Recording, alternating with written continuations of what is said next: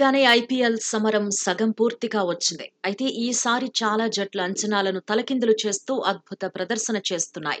చాలా జట్లలో భారత ఆటగాళ్లు గొప్పగా రాణిస్తున్నారు. వారిలో కొందరు అన్‌క్యాప్డ్ ప్లేయర్లు సైతం ఉండడం ఆనందించదగ్గ విషయం.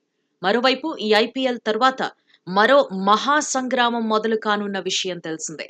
అమెరికా, వెస్టిండీస్ సంయుక్తంగా ఆతిథ్యమిస్తున్న టీ20 వరల్డ్ కప్ లక్ష్యంగా బరిలోకి దిగనున్నారు.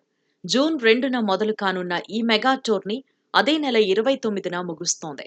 వన్డే ప్రపంచ కప్ను గెలిచే అవకాశాన్ని కోల్పోయిన భారత్ టీ20 కప్ని మాత్రం ఎట్టి పరిస్థితుల్లో వదులుకోకూడదనే సంకల్పంతో ఉంది. మరోవైపు టీ20లో మరోసారి భారత్ను విశ్వ విజేతగా నిలబెట్టేందుకు ఆటగాళ్లతో పాటు బీసీసీఐ కూడా తీవ్రంగా కృషి చేస్తోంది. ఈసారి దుర్భేద్యమైన జట్టును ఎంపిక చేయాలని ఇప్పటికే బీసీసీఐ సెలెక్టర్లకు కీలక సూచనలు చేసింది.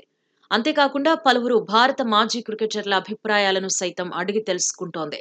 ఇదిలా ఉంటే వరల్డ్ కప్ ముందు బీసీసీఐ ఓ కీలక నిర్ణయాన్ని తీసుకోనుందని తెలుస్తోంది. మహేంద్ర సింగ్ ధోనీని తిరిగి టీమిండియాతో చేర్చాలని బీసీసీఐ భావిస్తున్నట్టు సమాచారం. అయితే ఆటగాడిగా కాకుండా మెంటార్గా ధోనీకి బాధ్యతలు అందివ్వాలని చూస్తోంది.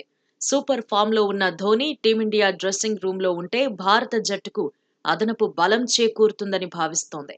దుబాయ్ వేదికగా జరిగిన 2021 టీ20 వరల్డ్ కప్లో టీమిండియాకు ధోనీ మెంటార్గా బాధ్యతలు నిర్వర్తించాడు.